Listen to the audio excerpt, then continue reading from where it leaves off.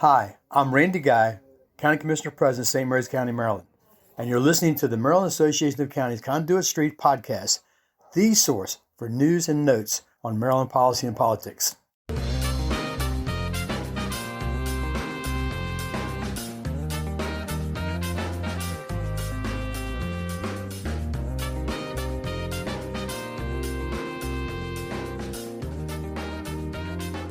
Hello and welcome back to the Conduit Street Podcast. This is Michael Sanderson. I'm the director at the Maryland Association of Counties, and for this episode, joined by my colleague, Karrington Anderson. Today, we're going to get into a topic that I think is interesting, and I've been in a couple of meetings where I've sensed that even people who are not public health people are talking about health issues as the weather is cold and we're in the middle of flu season, and like there's other federal uncertainty and stuff going on. So we want to talk a little bit about how counties and maybe how state level policy is adapting to what's going on in the public health sphere. And today, joining us is someone who really is at the center of all of this work in St. Mary's County, Dr. Meena Brewster. She's a health officer in St. Mary's. Dr. Brewster, thanks so much for joining us. Oh, thank you so much for having me. Glad to be here. Thank you. Absolutely. We're glad to have you. Before we dive into all things health, can you give our listeners a quick overview of your role as a county health officer, and then maybe just touch on how local health departments fit generally into the broader public health system? Okay, great. Yes, absolutely. So I'm the health officer for St. Mary's County. I've had the wonderful opportunity to be there for a little over 13 years as health officer. In that role, I direct the local health department and really serve as what I'll be referring to as a chief health strategist for the county. And that's where you look at the big picture of community health and wellness for your jurisdiction and mobilize partners and resources to try to achieve better health and wellness for your counties, for your community members. So public health systems in general vary across the county. Some states have what's called a centralized system where their local health departments operate mainly as arms of the state. Others, more often, other states have what's called a decentralized system where their local health departments is almost entirely a county function. So Maryland is a bit of a unique breed. We operate what's called a shared governance model for local health departments. And in this model, local health departments have a mission that is fundamentally local, right? They remain focused on their local jurisdictions, their local needs. They're very responsive to what their local community members need for improved health and wellness. But because of the shared system, the local health departments are able to remain pretty well aligned with statewide public health priorities, and they also can benefit from state level data and infrastructure. So both the states and counties, of course, share responsibility for governance, but they also share responsibility for funding and resources for their local health departments. But the balance of this, of course, looks different from one jurisdiction to another. What I feel like are constantly saying to people for counties is it's not one size fits all. And I feel like that is definitely, we always see that with the health departments. It looks a little bit different. And it's really interesting how it's shared responsibility between the states and locals. And kind of circle back to those key roles for your local health departments. They're both the chief health strategists. They look at the big picture of community health, and they're chief health implementers. Right? They're working directly in a boots on the ground kind of way in every corner of your community, in neighborhoods and schools and clinics and homes. And they're tracking the health of your community. They're identifying where there may be gaps in prevention and in care. And they're addressing the non-medical factors alongside many, many partners to shape health outcomes for that community. So essentially, your local health department serves as a community GPS for better health and wellness. I like that description. I think the GPS analogy is a pretty apt one. I think all of us know. I've been to pediatricians with my kids, and you can have a little chit chat. You can have a little bit of chit chat with the practicing, family professionals and so forth about what they're seeing. I've heard this before from my doctor, like, oh, this seems to be going around. This isn't pneumonia, but we've been seeing lots of cases of this weird respiratory thing. So we'll put you on this regimen, and it seems to be what's going around our neighborhood. But that's sort of them doing incidental gathering of information of just what they see walking into their practice. The mission of public health is to prioritize that and be thinking at the community level and watching for those trends and that sort of thing.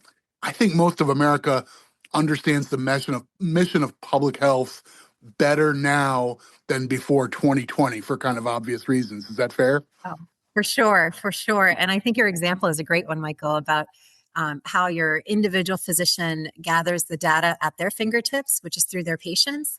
Local health departments are gathering the data for the entire county. And they share that information with healthcare providers in their community as well as the residents. So everybody can make better decisions. Okay, so I teed this up already a little bit, but I think I've heard more people incidentally mentioning this year's flu than I can ever recall. So I'm assuming that folks who are in the public health sphere are thinking about this year's flu as well, and whether it's the effectiveness of the flu shot or whether it's the severity or breadth of folks catching this year's flu. Can you talk a little bit about what's cooking with this year's flu season and sort of what's going on there? What do you see? Yeah, absolutely. Thank you for bringing that up. It's very timely. And we have seen a very recent surge in flu cases across the state. This flu season does feel tougher. You're right. And there are a few reasons for that. And all of that you mentioned is a factor in it. So overall respiratory activity in Maryland is very high right now, especially for the flu. People can check with their local health departments for the local data around respiratory infections, including the flu.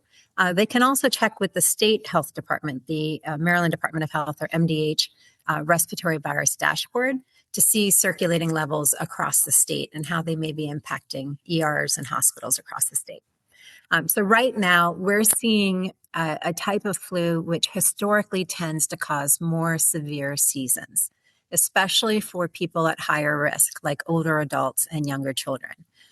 The flu vaccine that we have this year, right, the seasonal flu vaccine, it does cover these strains. And the flu vaccine does remain the best protection we have against severe flu illness. But the virus has drifted a bit from what we were predicting before flu season started, when the vaccine was in the process of being manufactured. So vaccine protection against getting sick isn't perfect, but it's still really significant. So if you think of it more of like a seatbelt than a force field, right? You might still get infected, but your chance of getting severe illness is markedly less. And that means a faster return to work, a faster return to school for kids, and less need for hospital care. The vaccine is still doing what's really most important, which is reducing severe illness, hospitalizations, and death. We also have some effective treatments to consider. And when they're started early enough, they can also shorten illness and reduce complications. So it is a complicated season. We are seeing less uptake of flu vaccine than we've historically seen. That's probably also contributing to the higher levels. And it's also, a combination of that, a combination of a little bit, slightly different version of the flu virus that's circulating, and a combination of what we see this time of year, people traveling around for the holidays and mingling. Right. No, that makes sense. It's interesting. Yeah, I've heard people refer to it as the super flu, which just sounds terrifying. Oh, yeah. I think that certainly makes it sound that way. I have a cartoon image in my head of this flu virus guy with a little cape going around infecting everybody. Yeah. Yeah, I've gotten sick for the year, so I'm hoping I'm good, at least for the rest of session. But so for residents who have maybe heard a lot of mixed messages about the flu, RSV, COVID boosters, any of that, what do you think is the most important thing people should know kind of heading into the heart of the 2026 season? Yeah, I mean, you bring up a really important point about mixed messages. There's a lot of noise out there, especially on the internet and social media. And so I think it's really important for people to just keep certain things in mind. Vaccines reduce risk for severe illness, hospitalization, and missing work or school. They don't make you invincible, but they do stack the odds in your favor. Some vaccines, like measles vaccine, are really effective at preventing infection from happening at all. And some vaccines, like COVID vaccine and flu vaccine, help prevent infection in a lot of people. But even if you do get infected, despite being vaccinated, they also significantly decrease the likelihood of that severe illness, hospitalization, and death, the things that public health really cares about. Really, I think it's important for people to keep in mind that despite all the mixed messages in social media and the internet, there are reliable sources of science-based recommendations that are free from political or corporate sway. And those are informed by data and the experience of tens of thousands of healthcare providers who take care of people every single day. Organizations like the American Academy of Pediatrics and the American Academy of Family Physicians, turn to them for sound vaccine guidance if you have questions. If you're still concerned, talk to your own trusted healthcare provider and make the informed decision for yourself and your family. The local health departments in Maryland, we're going to continue to work on getting you the information you need and making sure access to vaccines and prevention and testing and treatment are available in your community. Well, that was a very helpful bottom line. And I'll mention now, we will put links to these organizations and websites in the show notes for this episode of the podcast. So if you're listening and you feel like you just heard a really good payload, which I think you did, we'll provide the links to those organizations so you can bookmark them and have them at the ready. This feels like it's just a new wrinkle in the public health mission that I'm sure has been maybe present for years and years, but not quite as forward as it has become, candidly, I guess, in the wake of COVID and the rapidly developed, vaccines for COVID and the encouragement for people to get the COVID vaccine and boosters and so forth. The politics have become a much larger part of the public health conversation than I'm sure you're used to. Practicing for over a decade, I'm sure the last 5 years have felt very different from your first 5 years in this field. Is that fair to say? Oh, absolutely. And I think social media and the internet plays a big role in that. Right. So having those trusted sources and going to your trusted professional, those feel like that, that's a good North Star to have when you're not sure. I read that thing on Facebook and that sounded pretty scary. Maybe we could check with somebody who actually has no motivations to steer you the wrong way, and they're not seeking clicks or rage, but rather they're just trying to protect public health. I don't want to get political here, but we're trying to talk about public policy and protecting the public on the public health front. And, sadly, this has become at least adjacent to a big political debate. I guess, if Maryland as a state, and we've heard some things from the governor, if Maryland as a state is skeptical about people getting misinformation about vaccines or about public health issues, what sort of options does the state of Maryland have to sort of chart its own course and try and do its best to help our own residents? Yeah, I mean, this is a really important topic for us to explore and for us to keep in mind as Marylanders that states like Maryland are not powerless here. We need to continue to emphasize data-driven decisions, best available science, communicating clearly with our Marylanders, and protecting access to prevention and healthcare services. And as long as we keep that as our North Star, I feel like we're going to do what we need to do to support Marylanders. We have in the state an amazing array of public health experts, great universities, clinicians, advisories, communities. We can rely more upon that infrastructure as we issue state level guidance that are based on the best available science and local data. We also make significant investments, and we can make better investment in disease surveillance systems and supporting our local health departments and communicating clearly with Marylanders. So we have that flexibility built into our public health system for these kinds of moments. Absolutely. And speaking of that statewide guidance, I know Governor Moore recently announced that his administration, as part of their legislative priorities this year, they were going to have something that they've called the VAX Act of 2026, aimed at protecting access to science-based immunization guidance in Maryland. So any thoughts on that? I know you probably haven't seen that yet or seen the language there, but any thoughts on why that's important and whether that's maintaining trust in public health recommendations or anything like that? Yes, absolutely. I'm actually, Karrington, if it's okay with you, like before even getting into the VAX Act, maybe to highlight some of the key efforts that the state has already put in place to protect access to important vaccines, because I think that's really important as a prelude to talking about the VAX Act. So a few of the items, right? A few of the initiatives or actions that the state has already taken that I think are really important for Marylanders. One, the state's ensured that insurance providers continue to cover the cost of all vaccines that were recommended at the end of 2024, right? Protecting against the withdrawal of vaccine coverage for the future or a range of illnesses that might be there. They've expanded vaccination authority for pharmacists. That allows pharmacists to administer flu and COVID vaccines to anyone 3 years and older. They've also issued standing orders, which is kind of like a prescription, and it essentially allows Maryland residents that are 6 months and up who want to get a COVID vaccine to get one.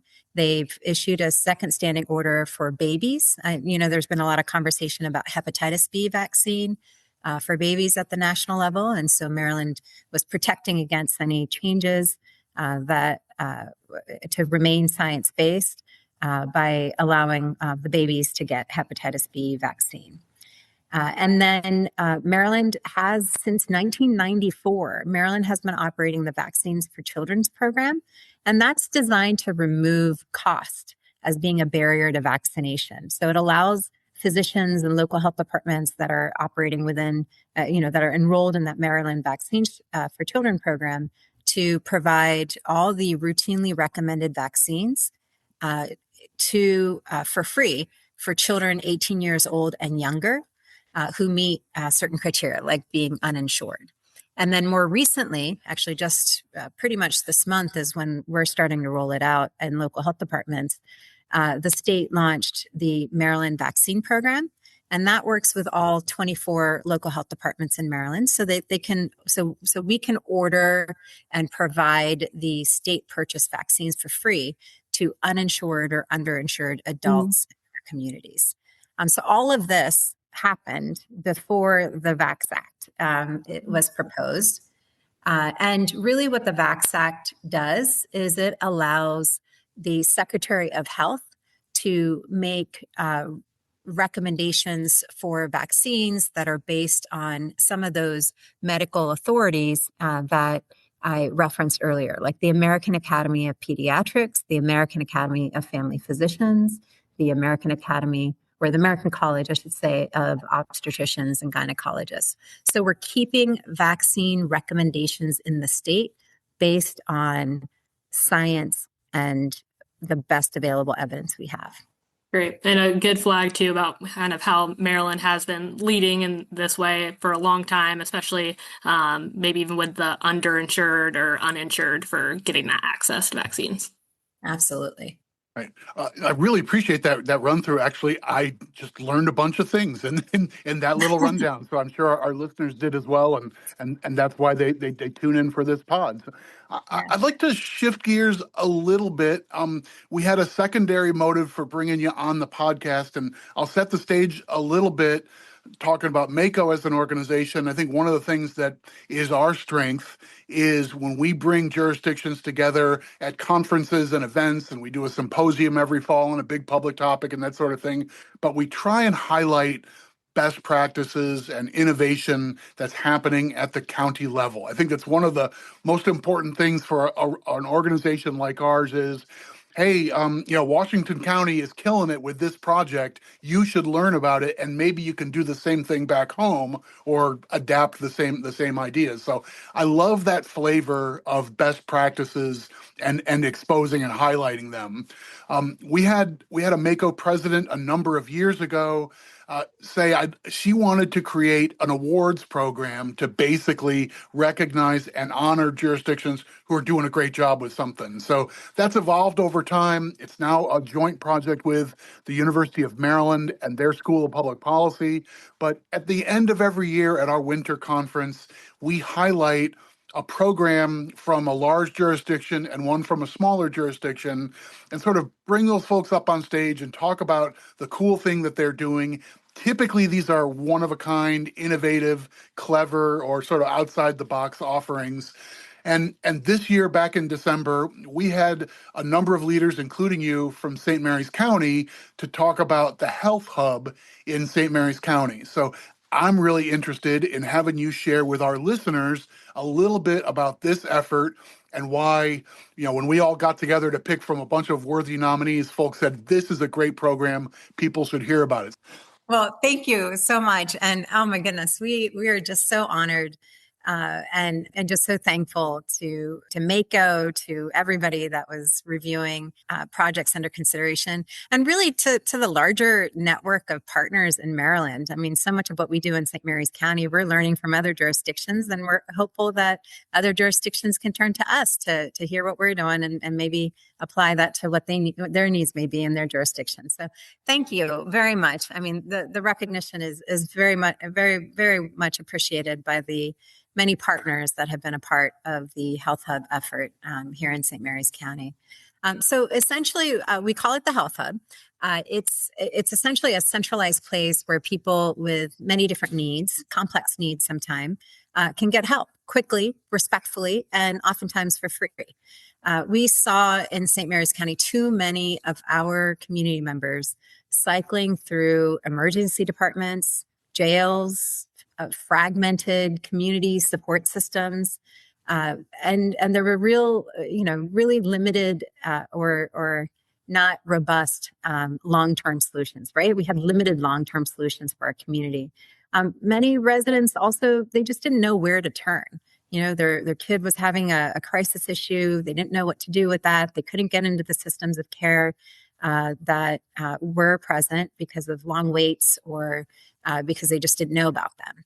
And so what the Health Hub does is it brings behavioral health care, crisis services, and community supports together. And we don't always function in one building, but we work within a network that's connected, that is, sharing transfer of referrals, all that kind of stuff. And we really do try to, as much as possible, bring people into one setting as well. It is designed for all people in our county, and it includes those who might be falling through the cracks of traditional systems, or again, just don't know where to turn. The goal is earlier intervention and better outcomes, and trying to be more efficient with the resources that we have. I mean, I'm sure every community can relate that you have a lot of nonprofits and government partners and other organizations that are trying to make services and help available to your community members, but maybe community members don't know about them. Maybe other partners or maybe those community members themselves are getting frustrated as they get referred to them or kind of get referred across multiple service providers, and they get lost in that. Eventually what happens is they end up in emergency departments, or maybe if they have untreated substance use or they have other issues going on, they may end up involved in the judicial system, and we start to see them in our jails and courtrooms. So I think we really need better solutions at the community level where we can integrate a lot of this stuff together, where we have warm handoffs and coordinated care and people communicating with one another, the service providers communicating well with one another. And the Health Hub for us is an example of that. It's really, we work with our community mediation center to provide conflict mediation in our health hub. We do a variety of testing and vaccine support. We do crisis counseling services, walk-in crisis counseling services. We work with our sheriff's office to offer a day reporting program. So rather than being incarcerated, individuals who qualify, who have underlying substance use, can report for substance use treatment. We have financial support services, health insurance enrollment support, literacy support, youth mentoring. There's a variety of services that we bring together because we know it touches all parts of people's lives, and we know it's more holistic in its approach to health and wellness. Yeah, I visited it about a month ago and was just so impressed with what you guys are doing. I haven't quite seen anything like that. I just love all of the different services that are connected through it. You mentioned some of them, but even just the jail diversion or the crisis stabilization and the youth mentoring and employment service, it really seems like you guys just check so many of those things off. And yeah, I just also kind of curious for you to maybe share why you think it's important to provide all of those services kind of under the same umbrella, instead of treating them kind of as a separate system. And then also, that building isn't that big, and I know you guys have some services elsewhere, but it's just really impressive that you guys managed to fit all of that in there. Yeah, thank you. And Karrington, it was awesome having you visit St. Mary's County. I know our county administrator, Dave Weiskopf, and Deputy Administrator Dave Bingling really enjoyed seeing you as well. And we just really enjoyed taking you to our health hub and showing you how it works in action, and then also showing you our school-based health centers and how they operate in alignment with our school system. So just on your question about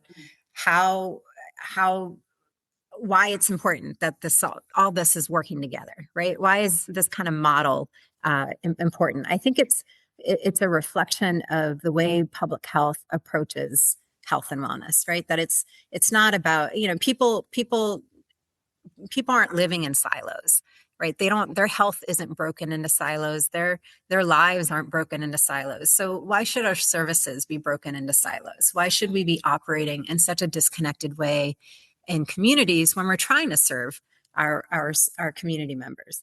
And so that's why I think it's really important for us to recognize as a community that, mental health, substance use, employment, housing, justice involvement, other aspects of health and wellness, education, school, the well-being of families. I mean, these are all deeply connected. And when systems are fragmented, people will get lost and problems will escalate.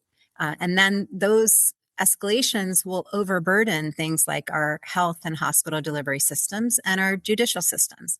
So if we bring people together, reduce the handoffs, speed up care, treat people with dignity as whole persons, right? With entire lives and families. It's better for residents, and it's more efficient for our systems as a whole. I think that's so well put, Dr. Brewster, that I think governments sometimes receive criticism. Often it's fair criticism that we are inward looking, and that the sort of people get frustrated when the bureaucrat behind the desk says, "That's not my department. Like you need to go over there. You need to go talk to somebody else. You need to fill out a different form." And you use the word silos, and that's exactly right, that governments sometimes tend to look inward and say, well, my process is here and somebody else has another process, but that's in their silo, not mine. But we know that there's a Venn diagram where a lot of these concerns will coexist within one family or one person who's in a tricky situation. And to recognize that and be more, I don't know if customer friendly is the right word, but in the commercial space, that's what you'd say, right? The person who wants to buy the music probably wants something to play the music on. Let's put those things in the same place. And the idea that this family might need 3 or 4 services, let's make all the connections at the health hub and get all these partners together and aligned so we can serve people the 5 things they need all this week rather than have them go, case to case, place to place. I just think that mindset is really admirable. And, I hope that folks who have heard about this project in St. Mary's went home and are starting to think about, we could be doing that too in Caroline or in Allegheny. That's the best case, is that this catches fire.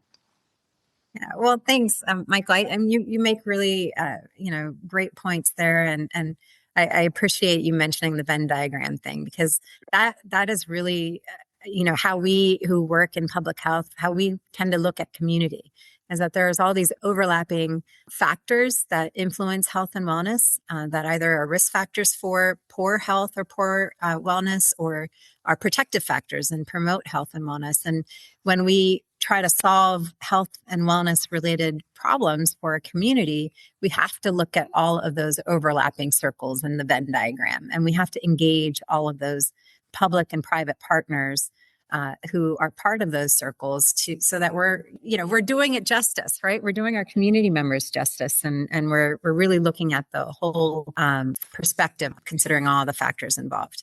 But in terms of how, for other counties, the local health officers, we meet very regularly. MACo, as you know, which is an affiliate of MACo, the Maryland Association of County Health Officers, which also includes Baltimore City.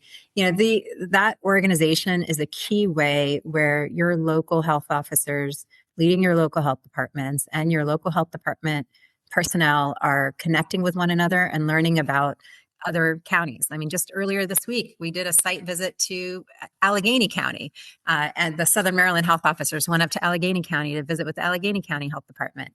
And this is how we learn from one another. And in St. Mary's, no less, we relied a lot. We did a site visit with Washington County to learn about their day reporting program before we developed our own. We've gone around the state, and we welcome others from other jurisdictions to come to St. Mary's and learn about our model. Every county is different, but the core ideas of what we've been doing with our health hub and generally in public health, they are widely applicable. I mean, it's about partnerships, shared data, whole person care. That's the direction we're heading in public health. That's the direction we're heading in for community. It's not about building a new building. And we were fortunate in St. Mary's that PNC Bank donated the health hub building to us. But ultimately, it's not about buildings. It's about aligning systems and prioritizing trust and shared goals, better coordination. All counties can really apply, and they may be already in different ways, can apply these types of integrated cross-sector approaches and realize the benefit of how that not just promotes health and wellness for their community members, but really builds their community, keeps it strong. Absolutely. By the way, I loved that the hub used to be a bank. You showed me the room that used to have the safe and everything, and you really couldn't even tell that's where the safe was. Yeah, my biggest regret is that we didn't ask to keep the safe door. Yeah, that would be pretty cool. Yeah, absolutely. Well, I think what you guys are doing in St. Mary's County with the Health Hub is a really good kind of transition point as well, kind of looking at Maryland at the broader view of public health. And you were a co-chair on the Commission of Public Health, and you guys have been working at least for a couple of years now on your report on building the future of Maryland's public health. So I know you guys relatively recently released your final report. Can you share some of the work you've done on that? Maybe saying what is most urgent for local health departments right now? Yeah, thank you. And, really, I think it's so important for local leaders, local elected officials, local community members across the state officials to take a look at this report. It came out October 1st. It's on the website for the Maryland Commission on Public Health, which is hosted through the State Health Department's website. And that is health.maryland.gov/COPH. That's the acronym for Commission on Public Health. There's a documentation in there about the system of public health in Maryland and, the history of it. We spent the Commission on Public Health, which was authorized by state statute. Delegate Pena Melnick was a major sponsor of that in her previous role as leader of the Health and Government Operations Committee in the House. And the legislation authorizing the commission was intended to really try to find ways that our public health system in Maryland at state and local levels can better serve the needs of our communities. How can our public health capabilities for the state be stronger? That was the ultimate question. And over the course of 2 years, that Commission on Public Health through, oh my gosh, so many partners. I mean, we had over 130 professionals represented across the work groups. We had so many organizational partners. We had national partners supporting our work, including the CDC Foundation and many others who've contributed. De Beaumont Foundation was a major contributor as well. A lot of commentary from great organizations in the state as well that helped us out. But we did this assessment of the state and local public health infrastructure. We talked to community members across the state. We had 6 listening sessions in different regions of the state to gather input. We had input provided through written comment as well. And this process was intended to figure out how can we make Maryland's public health capabilities and skills stronger so that we can better serve the needs of our residents and so that we can better serve the needs of the future. What kind of emerging threats are out there in the public health landscape, and how can Maryland be better prepared for those? And so that it was a very long and depth process, and it involved an incredible amount of expertise and diversity of thought. And I feel like the final report that came out October 1 and is on that website I referenced really goes into depth on a variety. I think it's around 60 recommendations for state and local leaders to consider as we work to improve the strength and resiliency of the public health system serving Marylanders at state and local levels. And there's several themes. I think that, not to go through every single recommendation, I'm happy to do that if that's of interest. A whole other podcast. Yeah, exactly. A whole other podcast for sure. And we will be doing a briefing with the state legislature on that as well, I believe, in February. But ultimately, there's some core themes that came out of that. And the number one was we need to strengthen our public health infrastructure, our state and local governmental public health infrastructure that serves and the local health department serving as chief health strategists, chief health implementers in their local communities, and then the state health department, who is our major liaison with the federal government and is setting a variety of direction and guidance at the state level and mobilizing state level partners as well. We really need to realize the benefit of our shared governance system and bolster up the infrastructure so that it's stronger and more efficient that we have in our state and local communities. A part of that is sustainable funding. Most of our local health departments, they run on grants. If you think of it, most of us have a budget that's 60 to 80% usually of our funding is from grants. And that doesn't lend to stable infrastructure, right? And it doesn't lend to sustainable effort in the long term when many of these grants may be temporary or they're only for a few years. So that's a big piece of it. We need modern data systems that are interconnected, where there's good interoperability between local and state and national, so that we can better predict what's ahead, so that we have current data allowing real-time decision-making. We've made a lot of advancements in this with CRISP in the state Health Information Highway, but there's still a lot more opportunity to modernize our data systems. And that takes investment at both state and local levels. And then workforce investment is another theme, and it's critical. People as you know, people are the backbone of every sector, right? People are the backbone of public health. And we need the kind of pipelines, recruitment and retention that allows our sectors to thrive and allows our public health agencies to thrive in their role. And then we have shared governance, which is great in Maryland. As I mentioned, that is something unique for us. But there are plenty of opportunities for clearer roles and accountability between state and local agencies. And then ultimately, the key kind of thought, I think, in this is that public health infrastructure should be treated as essential, right? Just like we think about in our local communities about roads and schools and public safety. I mean, public health is, that's about the health and wellness of your residents. That's about your community. That's about people being well enough to stay in schools and come to work and support your economy. Public health infrastructure should be essential.